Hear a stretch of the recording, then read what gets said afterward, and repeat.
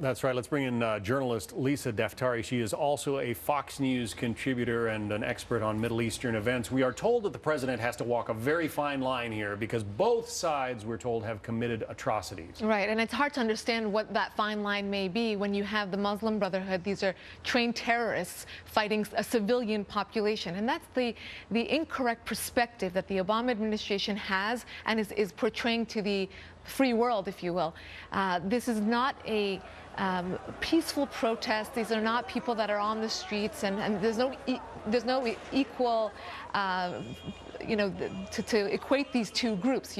These are street rats, terrorists fighting civilian populations. They vowed to not back down. The interim government invited them to go forward and include them in an inclusive government going forward, and they declined. And this is what you have on the streets. And the releasing of Mubarak is just, a confusing, something that would just, it's neither here nor there. We're trying to get away from the autocracy that was under Mubarak, get away from the theocracy which Morsi and the Muslim Brotherhood were trying to pull off, and go forward with a secular nationalist government. President Obama was a clear critic of Mubarak, said he had to go, but under Mubarak you at least had the maintenance of the Camp David Accords. You had a relatively peaceful Egypt. Right.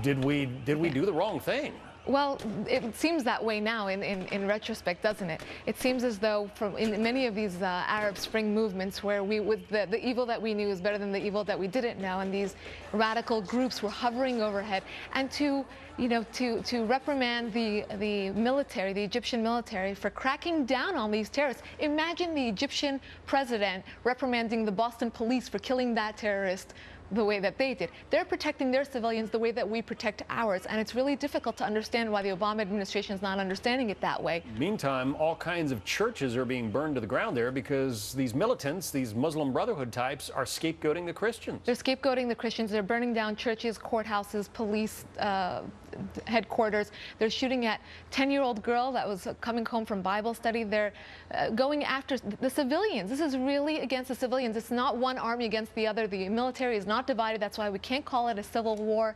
It's a very difficult situation for the Egyptian people, and they want the Muslim Brotherhood eradicated. They want this element to be really cleansed from their society. All right. We are going to continue to watch this situation. Obviously, it's a very tough one, but in your view, there is one side that deserves our support. Absolutely, and then we have to start seeing it that way. Lisa Daftari, thank you. Pleasure.